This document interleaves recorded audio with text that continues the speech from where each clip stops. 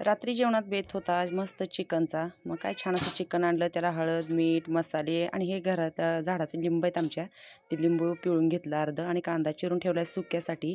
इकडे रश्श्यासाठी खोबरं घेतलेलं आहे मी खिसून आणि छान असं इकडे बघा मी शिजत घातलेलं आहे. हे याचा रस्सा बनवायचा आहे. हे शिजत घातलेले छान असं मस्त आळणी पाणी बघा. खूप छान असं चुलीवरचं चिकन लागतं.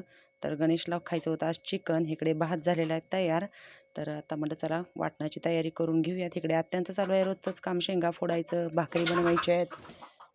तर हे बघा तिकडे मस्ती बघा, एकटीचीच मस्ती चालू आहे, कोणी लागत नाही खेळायला. आहे बघा त्या सुतुळीबरोबर एकटीच खेळते ती मांजर. आणि इकडे माझा छान असा चुलीवरचा रस्सा तयार झालेला आहे. हे बघा कसा वाटतं बघा, आरावर उकळतोय छानपैकी. आणि इकडे घातलेला आहे मी सुक्क शिजत, कांदा वगैरे घालून. टॅमॅटो नाही घातलेलं, कांदा लसूण घातलेलं, कोथिंबीर पण नाही, गणेशला आवडत नाही म्हणून. आणि नुसतं मसाल्यामध्ये छान असं आरावर घ्यायचं. भात झालेला आहे, आता बनवायच्या भाकरी, म्हणजे सगळे बसतील जेवायला. तर तिकडे आमचे ससे भाऊंचं आगमन झालेलं आहे, म्हणजेच आमचं मांजर आहे ते. तर आता मस्त अशा भाकरी बनवून घ्यायच्या आणि माझ्यासाठी स्पेशल बनवायची कारल्याची भाजी. हे बघा आता चालू केल्या मी भाकरी बनवायला, गरम गरम भाकरी. इकडे सुकं तयार झालेलं आहे, छान असं आरावर ठेवले. आणि हे सगळे बसलेले आहे छानपैकी गरमागरम जेवण करायला. तर या तुम्ही पण जेवायला.